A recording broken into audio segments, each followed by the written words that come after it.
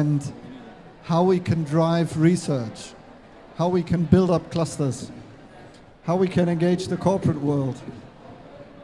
We have an exciting panel again, and we'll be talking, we have called it the Innovators Laboratory. And as always, it's relatively empty in the beginning, and then people start pouring in as you start explaining your stories. So what we would like to do is move to the cutting edge of green hydrogen. We have discussed this morning the limits to green hydrogen. We have basically summarized everything that's not ready, everything that's too costly, everything, all the logistics that are not in place yet. But there's hope because there's great researchers, there's great organizations, there's corporations, a lot of people doing a lot of work on hydrogen right now. And we'll take a look at that right now. Before I give you this introduction, I would like to show you what you will see and whom we have on the panel today. There's 2 virtual participants and 2 on-site participants. We're very happy you were able to make it. So our first speaker today will be Juan Pablo Davila. He is Industrial Development Officer with the United Nations Industrial Development Organization, UNIDO. Pleasure to have you, Juan Pablo. We will also have virtually Michel dos Santos Cordeiro from Brazil and Professor Sergio Perez from Brazil. And we're pleased to have him, Thomas Birr, who's Chief Strategy and Innovation Officer with E.ON. But before we hear from you and how you drive, what you've come up in the analysis with and how you drive innovative solutions in your businesses, we would like to give you a quick overview on what is going on in the hydrogen research world before Juan Pablo will then sketch some of the findings from the report that UNIDO has currently done. And for this, we have compiled a couple of slides for you, and you might want to take a look at this. So we'll give a brief introduction of where we are. You can see in production, conversion, and distribution the maturity level of various hydrogen technologies. A lot of the hydrogen technologies are not ready yet. Sorry, you can't see it from the front. So these gaps will need to be closed. Not all of them, but a lot of technologies will have to make it to the mass market in order to scale up hydrogen significantly. Costs must be reduced further. You see on the left, on one of the axes, the electrolyzer capex costs over the years and the prediction to drive it into competitiveness with hydrogen that's not produced through electrolysis or sustainable methods. And there's a last slide we'd like to share with you, and that is, or 2 more. Take the example of the number of patents in solar PV on the left hand, how the number of patents has exploded until 2010, and see the curve we are on when it comes to water electrolysis on the right side. So there's a clear, you've got 6 times the number from 2010 to 2020, and predictions are going up further. There's a lot of funding, a lot of effort, a lot of research flowing into hydrogen, and that is very important. This is really the last slide before Juan Pablo will take the floor, and that is the number. It shows momentum is there, but we need to drive it up further. The patents for water electrolysis are rising, the government spending is rising, the investment in installations is rising, and the scientific publications are also all up.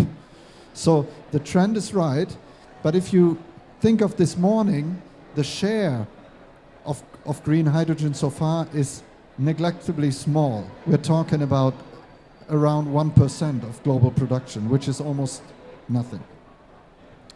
Now, we have been collaborating for a long time with an organization that's called UNIDO, United Nations Industrial Development Organization, and I'm pleased to see a couple of their experts here in the room.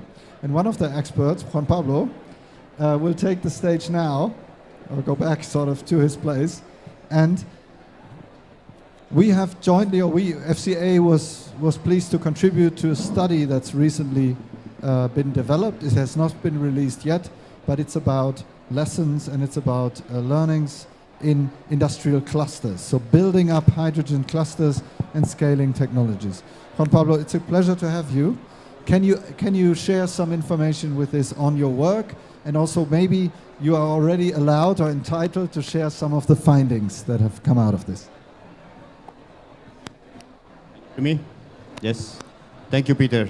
First of all, many thanks for the invitation. We really appreciate to be here and to share the knowledge that we have gathered with all the audience. First of all, it's very interesting to see the graphs that you just presented. One key question for us, and I think for the mandate of our organization, which is the United Nations Industrial Development Organization, is what is the share of developing countries contributing to that graph? And we see the number of patents, the number of technologies. All these patents, all these technologies are developed in the developed world. But if we see the context of green hydrogen, there is a big potential for developing countries to exploit green hydrogen production because of we all know, well, I'm not going to preach the converted here, but this is very important. And for us, United Nations Industrial Development, we have the mandate to support countries, especially developing countries, into their efforts to accelerate their industry and their green industry. And the technologies that we are looking is, of course, green hydrogen. Now, we have, as Peter, you mentioned, we're working on a guidelines on green hydrogen clusters. What we are doing in this partnership, because we have a partnership on green hydrogen for industry, is we make a distillation process of the information and the knowledge that we can gather and that is currently under discussions in the developed world. So the countries and the industries that are setting the standards on technology, that are setting the pace on the different technologies, we are in those discussions. We want to be in those discussions. Maybe not much to contribute, but to have this process of distillation so we can have knowledge products that can serve developing countries to accelerate the intake, to learn about the success stories, but also to learn about the failures that are going on. We see that the green hydrogen, there are many questions now where, and everyone is trying to answer them and see where the potential is really there. So coming back to the cluster guidelines that we're doing, we are looking at the best practices and the best experiences in clusters, and what does it mean to have a cluster on green hydrogen? We have seen that Nordic countries, I would especially mention Denmark, is very advanced in this, not only in renewables, but also setting up these industrial green clusters. So we take that experience, we take the experience from academia to see how we can distill that specific information and bring it to developing countries. So a cluster is a group of institutions, including businesses, but also support institutions that work together within a confined aspect. In the case of green hydrogen, it is for the production, the distribution, all along the value chain of green hydrogen, starting, of course, with renewable energy. If we don't have a renewable energy, it's the first link for green hydrogen production. So we look at the value chain, we look at what are the industries that need to be there, who are the key industries that can facilitate this expansion. And we see that the value chain of hydrogen is not linear. And the demand and offer between the links, it's very important, and there can be innovations between these links. So from energy to the electrolyzers, to the storage, from the storage to the distribution, etc., and then to the different derivatives. So it's not a linear value chain, it's more a network where we have links between, and not only those who have a direct access to add value to the product or to the molecule, but also those support institutions that need to be in place so these enterprises function correctly and smoothly. Not only support the institutions, but also the role of the government. And as I could see in the previous panel, there are many challenges can be taken with the role of government. And when we mean the role of government is not only one minister, because we have in the hydrogen industry, have many different ministries involved. Of course, one is electricity, one is, well, energy, electricity, industry, because hydrogen is not, it doesn't grow on trees. We don't take it from there. It's an industrial process. So industry, Ministry of Industry need to be involved. Ministry of Environment as well, Ministry of Labor, Ministry of Science and Technology, Ministries of Land Use. So there are many actors that are part of this cluster, and each of these actors need to have specific vision to where we want to go. Thank you for this first overview. If let's take it into, before coming to the corporate side, let's take it into some specific step. If you say a government contacts you, a government from the developing world, and says, UNIDO, we want to build up an industrial cluster for hydrogen. Can we subdivide it into small steps? Maybe can you share some of the insights already? So how should they go about it? You mentioned a couple of points already, I know, but let's put them into single steps. Well, first is as I said, there are many aspects. One is the availability of renewable energies. If a country comes and says we want to invest in green hydrogen, well, first, do you have renewable energy? Secondly, and I think maybe first, is your population having access and accessibility to electricity? Because green hydrogen is on the hype. I mean, we see from the last COP to this COP, the many events on green hydrogen. So countries, we have member countries that come to us and say, yes, we want to explore more. So we're also assisting these countries to say, okay, let's think through whether this is a good strategy. With all the benefits that green hydrogen can bring, it is different from each of the countries. I mean, of course, we want to push for a green industrialization, but it needs to be a just transition. Now, Thomas, if I may come to you, and we'll get back to you later, Juan Pablo, of course. You're responsible for an important part of the innovation activities at E.ON. E.ON, for those who don't know it, it's, I think, one of Europe's largest utility. How do you ensure, when it comes to interfaces to the hydrogen economy and things that Juan Pablo just mentioned, that you are H2 ready as a company, as a utility? How do you monitor these activities, and what are you doing in this field? Yeah, good afternoon from my side as well. We as E.ON, we are one of the largest European downstreamer, as we call ourselves. We do our business in 15 countries in Europe, and our core business is infrastructure plus customer solutions. We are not a generator, and we will not become one anytime soon, I guess. We are also not on the generation side of hydrogen. Before I answer your question, let me briefly share our 2050 perspective. In Europe, we are set on course for full decarbonization until 2050, and we as E.ON, we are highly committed to this target. It's a matter of fact that the European continent will never ever be able to produce renewable power in a sufficient amount to become self-generating, self-sufficient on renewables. What does it mean? Also in future, and in very near future, we will become we will remain a net importer of liquid, let's say, green electrons stored in molecules, which is most likely hydrogen. Developing a hydrogen scheme based on water electrolysis cost you 5 to 10 times the capex compared to an LNG field with the same content of energy produced. Yeah, the same output. So, and that leaves us all in a kind of chicken and egg situation between generators and consumers. Who is taking the first step and really commits, gets all in to all these investments. That's the situation we have. My personal point of view is there are two nuts to crack from a utility standpoint. First of all, the overarching systemic question, where innovation plays a huge role. And what do I mean with systemic question?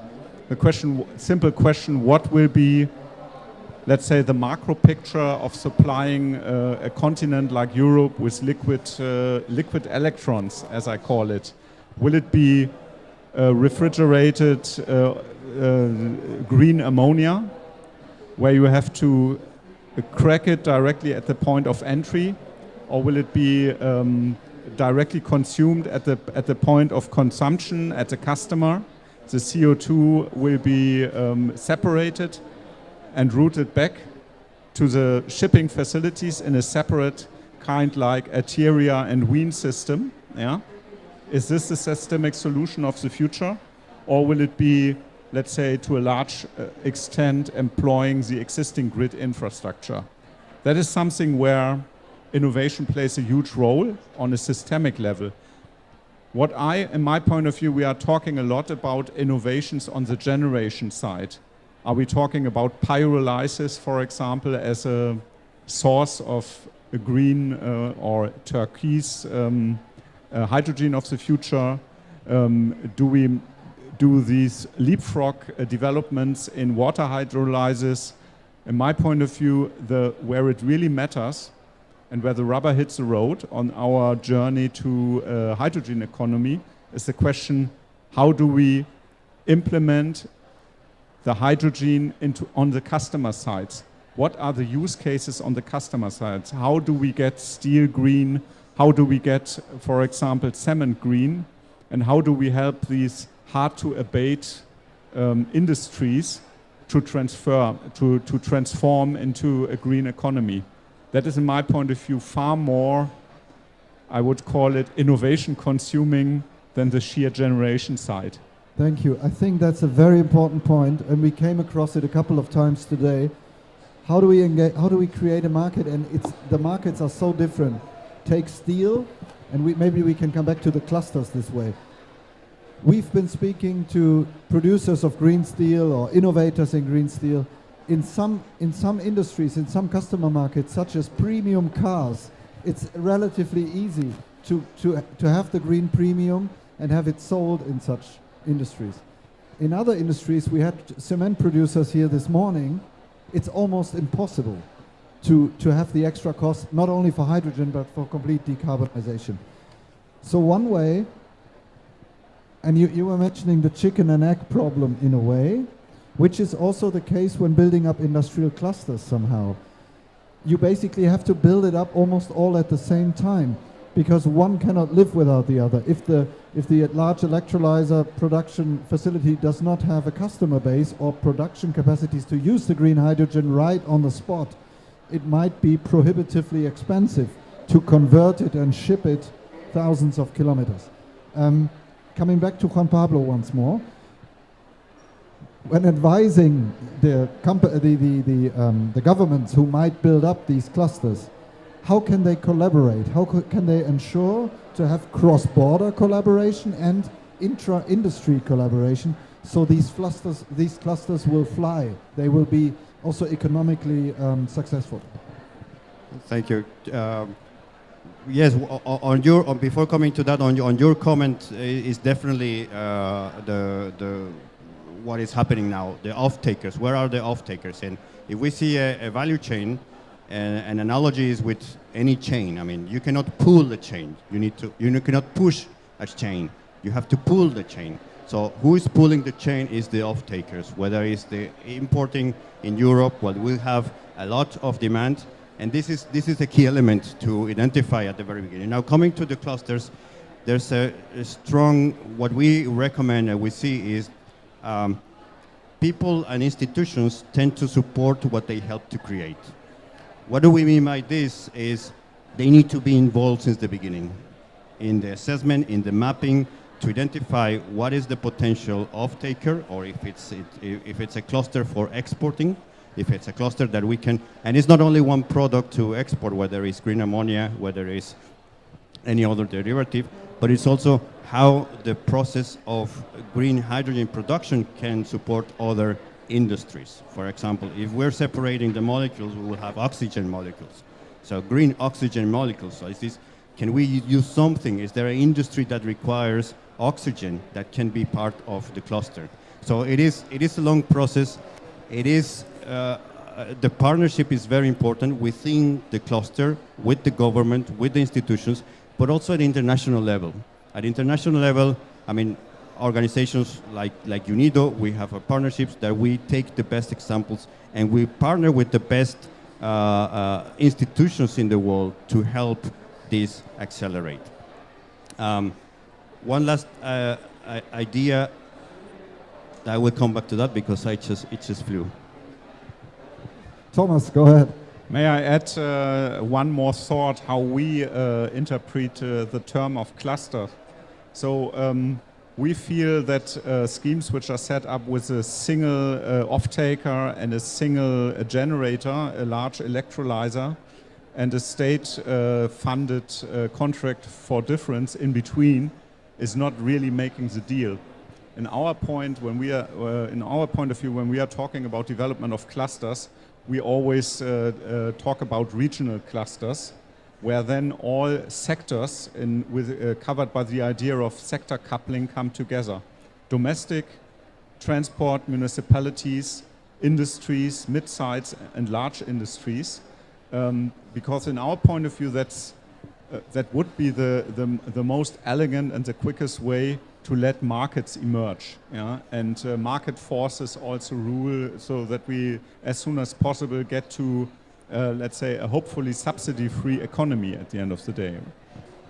Thank you very much. I would like to open this debate a little. Let's loop in some researchers. And let's loop in some researchers from the developing world, not the developing world, but a strongly growing economy, or an economy that's catching up. So I would like to take you virtually to Brazil. Basically, they might be in other places of the world, but they work in Brazil for companies. And let me check if the lines are working. Okay. I see. Let me just see if I got the names right. So I see Michelle already. Can you hear us?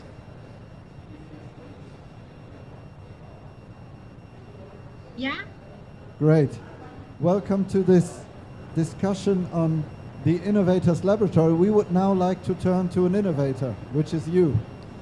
Please tell us what you're doing. You've just been you've just been a part of a Fraunhofer Research Institute delegation, traveling Europe, traveling Germany, but you're working in Brazil. What is your field of research, and most importantly, what would make your work easier? How can we improve the situation for researchers driving down the cost of hydrogen like yourself? Yeah, good afternoon, everybody. Thank you so much for this opportunity to talk to you. And yes, as you introduced me, I am a researcher from Brazil, from Federal University of São Carlos, working in the field to convert biomass, residuals, and biofuels, as well as green hydrogen. And so yeah, that's exactly some scenario that I'm facing right now. So I'm finishing my PhD, and I have my research, and it is, I'd say, as the technological readiness level between 2 and 3, which is possible to do in university. And now, as 1,000 and 1,000 of researchers, I'm trying to figure out how can I improve, how can I move on. So basically, when we have innovation and a research that we can develop, I mean, there was 4 years of basic research to get the innovation in that level. And now, as I finish the university, I go from academic, and we are always looking for a way to improve. And that way, usually to be looking for clusters and kind of thing that can accelerate, speed up our technology, because we are not ready to go to industry, but we cannot improve anymore. Sorry? Michelle, thank you. Thank you for this overview. And now, completing research and continuing projects, we discussed this prior to this session. What would make it structurally better? Because some of the things you and also Professor Perez were describing this, we don't have him on the call now. Maybe he'll still join. But what would make it easier for you to do these ground level research, continue it, and take it to practice, so that companies, I mean, not like E.ON, Thomas' company in this case is not the best example, but if you have an industry adapter, if you have a heavy industry company or chemical industry company that would work with an innovator like you, what would it take to improve the situation, for example, in Brazil? Yeah, so in Brazil, what we need is the academic work more closest to industry, because there will be, we are so far from industry right now. So our technology is not ready, but we also doesn't have a way to improve it, because we don't have a pilot laboratory that we can make tests and optimize our technology, as well as we don't have funds to keep working on that. So from my perspective, if you have more ecosystems that can connect our research to industry, or if you have industry that can support and can provide us pilot laboratories that we can keep improving the technological readiness level of our innovations, that will be amazing. That is the way that research and innovations was born and die inside the academy, because they don't have a way to go and provide a solution for the society and industry. Thank you very much. Please stay on the call, because we will come to you later and in the final remarks, but I'd just like to take this as a structural comment from a researcher from one of these countries. Coming back to our two panelists here, and maybe we can see the slide once more I showed in the beginning.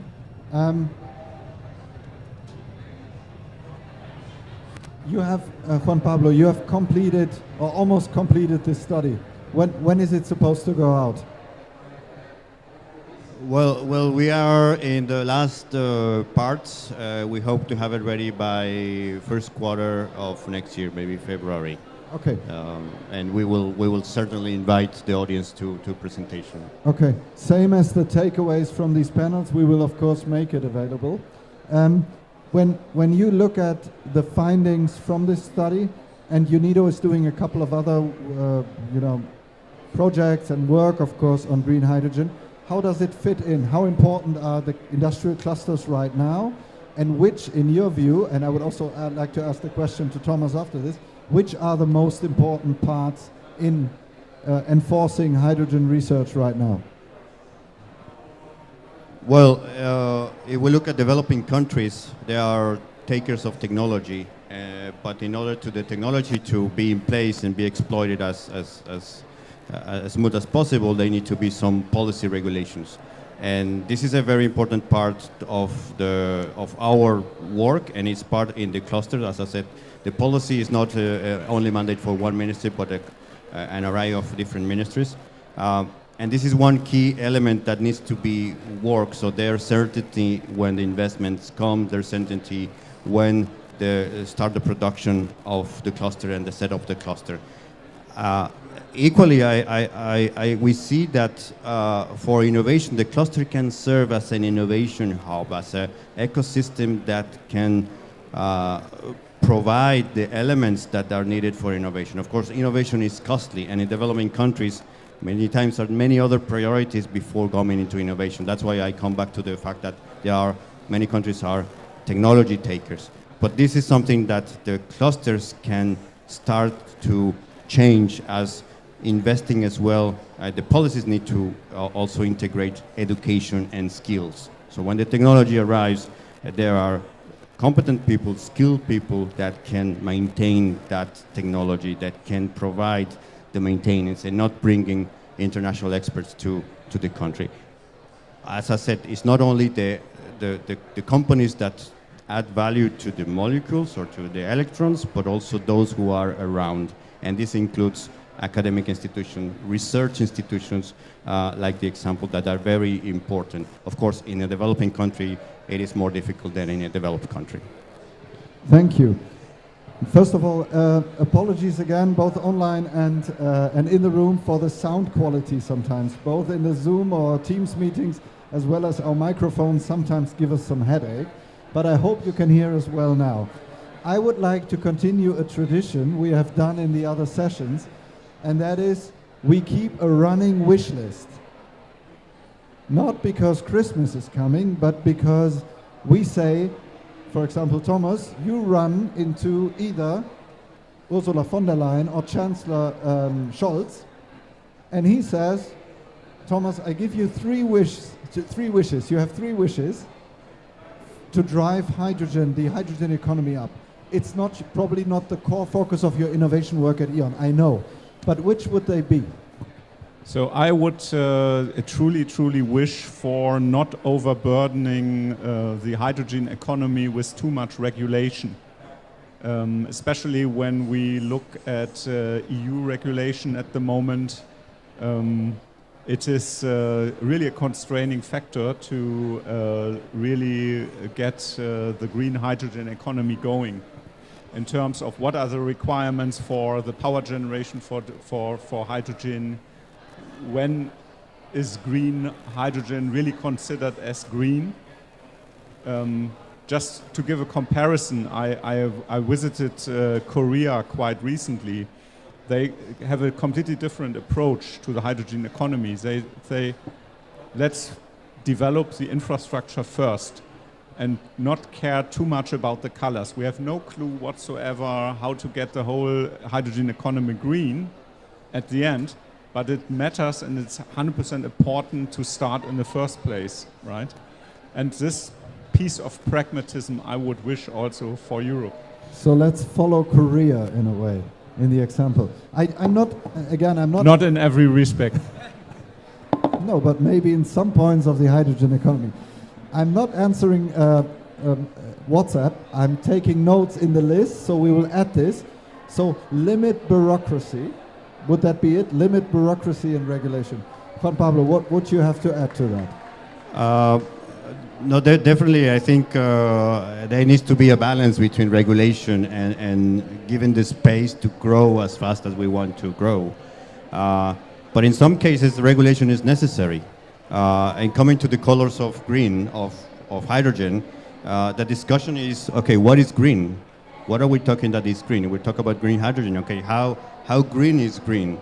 Is there a methodology to identify, yes, this is green? Do we have a benchmark saying more than certain kilograms per of CO2 is green?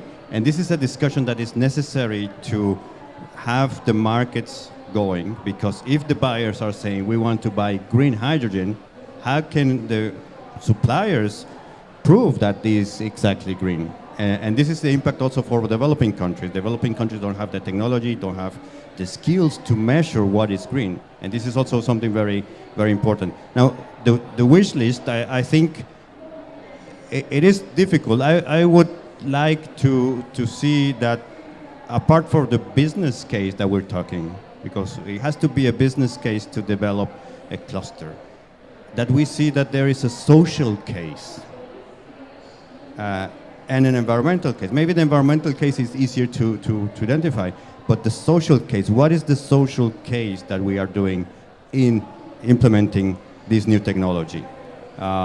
And coming back to the SDGs, we see the 17 SDGs can be clustered into three key areas: planet, prosperity, and people.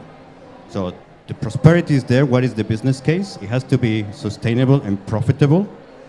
The environmental case is there, but don't leave behind the social case. The green, we need to have in mind the social implications of our actions in the development of industry. Thank you. Thank you very much. Now, taking all this together, all these wishes we have had, I would like to engage the audience to add 2 or 3 questions on this. I already received one. You'll be the first, Thomas. I already received one earlier, which is why we're not engaging European researchers or other researchers here. We had Michelle on the call. We are always trying to keep a good balance. We were talking about industrial clusters in the developing world, so we also tried to give researchers a voice. It didn't work perfectly due to the connection. One connection didn't work at all. The second was a little unstable. Our apologies for that. But as Juan Pablo pointed out, a lot of the patents that are being applied, that are being filed, patent applications, or a lot of the investments are factually being done in the global north. And it's so important to spur the innovation and to enable all the countries that might play a role that makes sense in the hydrogen economy, in the future hydrogen economy, to play their role as soon as possible. But now I already saw a hand go up. Thomas Wu, you'd like to ask a question? Maybe, wait, I'll give you another mic. So I can... Yeah, this question goes to our colleague from UNIDO. I have seen recently the 5-year plan from the Chinese government on green hydrogen, and so how strategically the government is planning it and consolidating the resources of China. The biggest companies are involved, the top research institutes are involved. So do you see the danger that the European green hydrogen industry will face the same fate like the solar industry some years ago? And China is taking over the green hydrogen market within the next 5 years. Thank you. Who wants to take it? Juan Pablo. Let me see if I understood, because if we see the risk of China taking over on the green hydrogen development as it did for the renewables, the solar. China has 93% on solar.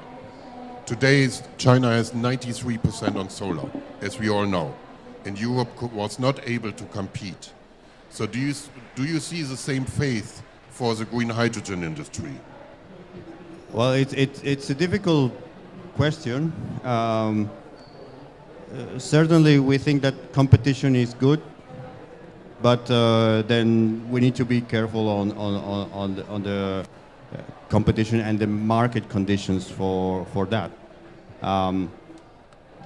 Now we see that many regions are really pushing for being at the forefront of the technology. We see, and they have their policies, their incentives in place. We see in the US all those incentives that are putting into green renewables and green hydrogen, subsidies. Europe is following the same path because there is a big market that everyone sees that is, and of course China will be a big player. Thank you. More question. We have one over there. Thank you very much, Matthias Böning of Pyron Global. I have a question on the potential for developing countries to really engage in green hydrogen production. I mean, there's a big chance that it can lead to positive industrialization, to private sector development in many developing countries. But my question is, how likely is it, keeping in mind that Saudi Arabia is, with its new NEOM city and its initiatives, very likely to take a majority of the global green hydrogen market and production? How likely is it for developing countries to really play a role in this? I mean, are we talking of a theoretical, ideal world, or do you really see a case for developing countries? Thomas, please go ahead. Thank you for the question. So in my point of view, a distance, proximity between point of generation and point of consumption plays a huge role. At the moment, I can hardly imagine a world where, let's say, millions of tons of liquid hydrogen will be shipped around the world to Europe. My point of view, we will see a lot of pipeline gas, hydrogen as pipeline gas coming to Europe. And the same applies also to other markets. So is it very likely that Australia exports a lot of liquid hydrogen to Europe? No, in my point, no. My point of view, no. I would see a scheme where Australia supplies the, let's say, closer markets in Asia, whereas Europe takes pipeline hydrogen from countries like Morocco, even offshore countries like offshore wind generation countries like Norway or so. And that puts us a little bit into prospect. It's not so much about developing country, non-developing country. It's about the proximity advantage at the end of the day. Maybe, thank you, Thomas. Maybe to that, you might know this, 85% of the hydrogen produced at the moment in the world are consumed right away where they are produced at the same location. Because as you know, hydrogen is a gas that doesn't like to be transported, generally, which has to do with a couple of factors. But, so we had an interesting discussion before this in the session where some of you attended already, where we heard the suggestion from, or by a representative from Mauritania, the country of Mauritania, saying that there's also plans for primary products in steel production, in other things, to be produced on site to avoid the transport in a way. I think this will be, this can restructure a part of the big economic value flows across the planet, basically, when the world has to adapt to the fact that we will be in a different kind of economy if we go for hydrogen or other energy chemical energy carriers. So that's a pretty interesting point. I'm just minding the time. Are there any further questions? See, new people have come. If not, I would like to once more go to Brazil and just give Michelle the opportunity, despite the bad connection, to add her points on the wish list. And also adding this for the record, because we've been asked a couple of times if we can provide the slides also from the previous sessions. Yes, we can. Together with the partners from the Global Innovation Hub, we will make them available, including links that some of our partners mentioned and so forth. Michelle, can you still hear us? Yeah, I'm hearing you very well. Great. You run into, by coincidence, you run into the newly elected president of Brazil, and he's asking you, Michelle, 3 wishes to scale hydrogen quicker in Brazil. What would they be? Well, what I have in mind is a kind of a roadmap that can connect actions from short term, medium term, and long term. So basically, everybody knows that one of the most problem for research in developing countries is we don't have funds, we don't have technology enough to improve, especially disruptive technologies, so that can die or go to another country. So first of all, is going to have programs and funds that can provide to the research access to reactors, laboratories, and speed up ecosystems that can help us to continue our research. But also programs and politicians that can make the university more close to the industry and society problems and demands.